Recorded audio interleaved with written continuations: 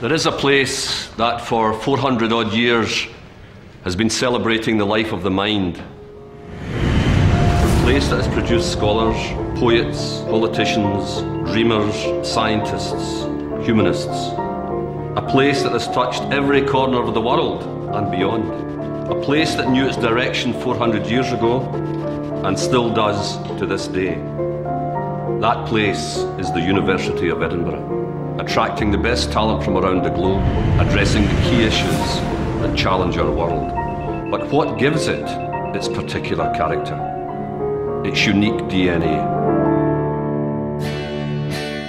The University of Edinburgh is one of the great comprehensive universities of the world. It's disparate because it's spread throughout the city, as are the students. So it actually becomes part of the fabric of the city.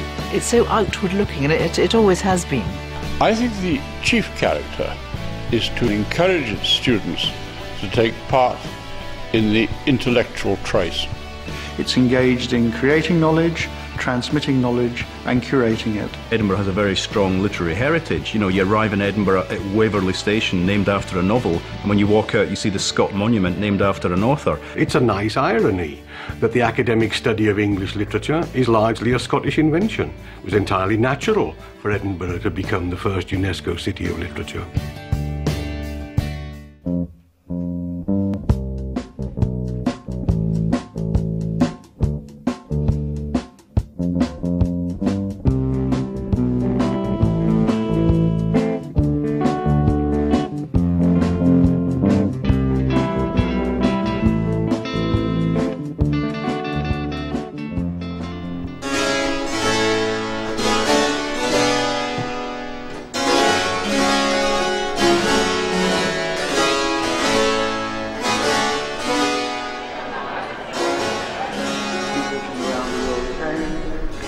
You're very lucky to come to a very international university.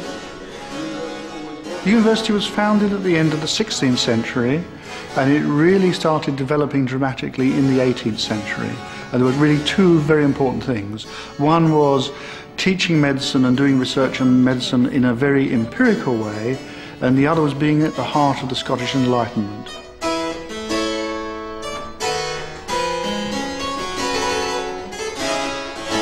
There's some extraordinary parallels between the 18th century and now. Like then, we're in a period of great change, and the university is responding to those changes by restructuring the way in which it organises its teaching and its learning, and using that to attract the best people from around the world to come and talk across boundaries, as they did then.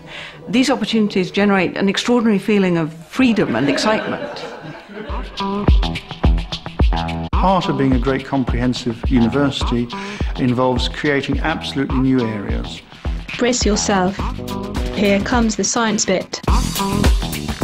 Informatics is computer science on steroids. It brings together traditional computer science with newer areas like artificial intelligence and cognitive science, where we study how people carry out complex tasks.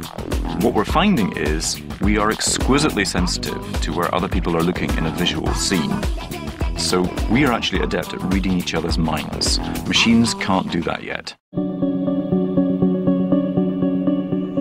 Most people believe that when you try to put fire safety engineering into practice, what you're going to do is increase cost. But what we're trying to do here is actually make people understand that really, if you design a building properly, it's going to be a lot more cost effective, and at the end of the day, it's going to be a much safer building. So this particular experiment shows what we call flashover, and flashover basically is the evolution between a harmless little fire like the one you see there and a fire that is actually going to engulf the whole room. The whole idea of fire grid is to put everything together in such a way so they can understand ahead of the event what's going to happen, and they cannot face a situation like what happened in the World Trade Center where the building fell on top of more than 2,000 people. It's just literally trying to make people's lives safer, actually save lives.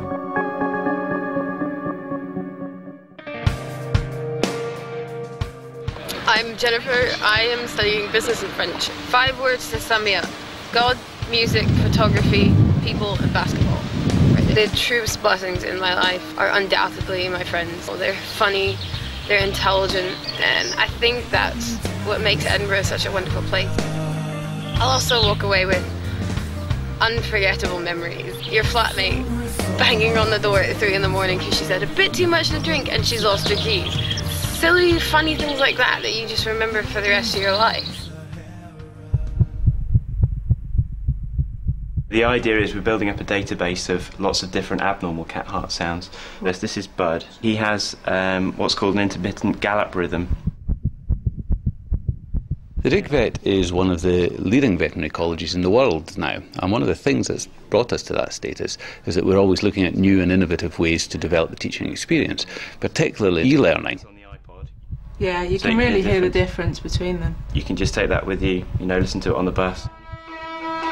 It's been rightly described as the National Oral Library of Scotland. There's nothing like it anywhere else in the world. It's just a wealth of material about our past, but also importantly about contemporary Scotland. The study of folklore and folk life gets right to the heart of what it is to be a human being. And frankly, in our world today, that's a lesson that we all need to know. Nanotechnology is the making of tiny, tiny machines, and people think it's going to have the same sort of impact as steam did in the Industrial Revolution. Universities are all about discovery, and we're trying to boldly go where no one's been before. There are short-term applications, of course, in things like drug delivery systems, in polymers and paints, but really the most exciting things are things that people haven't even dreamed of yet.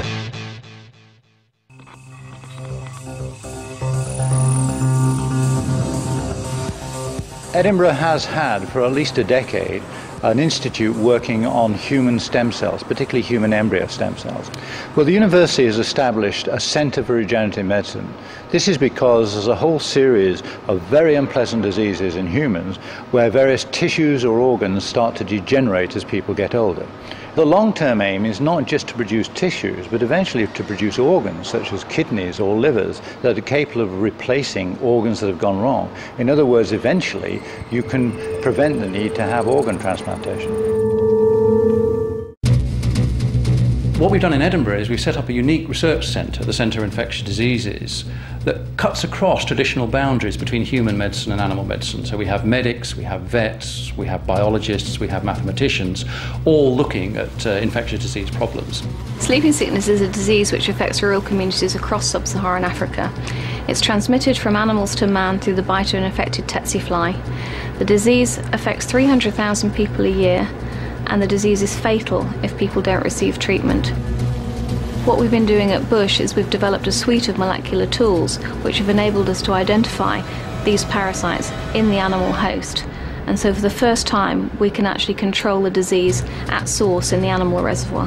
Well, that means we can probably eradicate Rhodesian sleeping sickness from East Africa.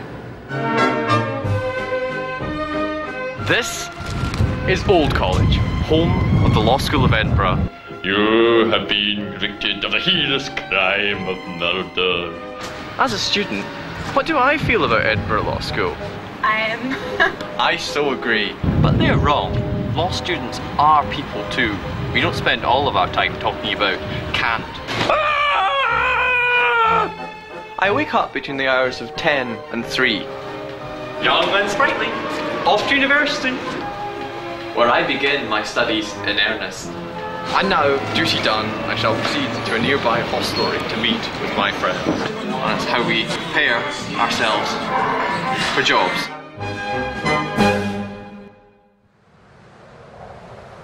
When I first came to Edinburgh University, which was in the late 60s, the city certainly was quite forbidding in a way. Edinburgh was a very prim city. Of course, there was always another side to it, because this is the city of Jekyll and Hyde. Jenny Colgan, Keith from the Office, Mars Job, join the theatre company. 3 movies, 3 films. There were all these clubs, and I remember joining lots of clubs when I first started. So I was in the film club, and I used to write reviews. And I was in the Poetry Society, which meant I would stand up in front of an audience and recite my own poems. Toe-curlingly bad poems, but it was a great chance to actually meet people who had similar interests to me. My experiences at Edinburgh University were genuinely life-changing. I came down from the Orkney Islands, where I'd grown up, to study languages, But I came across art history almost by chance, and it really opened my eyes to a whole new world. And here I am, having forged a career in fine art, now in contemporary art, running this museum down here in Australia. Well, to be honest, I wasn't a model student. I was capped at Scotland at 19-year-old, so most of my university days were mixed with playing Six Nations and going on tours. The university's got a great reputation in sport, one of the best in the UK. It's no longer good enough to be training in the mud. We have to have the best facilities, and I'm delighted to see the university taking that approach. I spent, weeks and weeks, months in this top floor of the library, catching up with studies, because I'd had a very extracurricular couple of years, or 3 years really, doing student drama, student newspaper. So for me it was that combination of work and very fruitful play.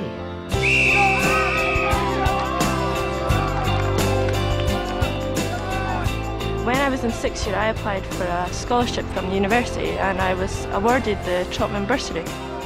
At the time, I was living at home with my parents and 3 younger brothers in a tiny flat, but being awarded the bursary gave me the chance to move into a student flat. It's been really great. It's given me the chance to concentrate on my studies and to enjoy student life.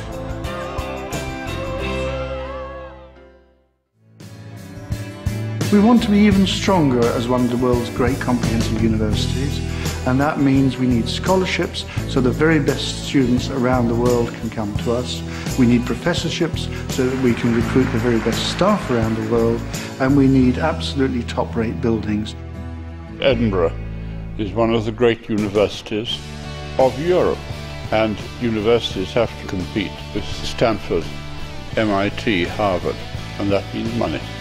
Edinburgh is so beautiful. I think it's a terrific place to spend 4 years of your life. Edinburgh looks back to its traditions and says we have strengths in these areas, but it's also looking forward. And you are in the middle of Edinburgh, which I love because it's a city the size of a town that you can think is a village. There are graduates of Edinburgh University in the farthest flung parts of the globe who look to this city and this university as their home. It's a very special place, a very remarkable city, and a very remarkable and wonderful university.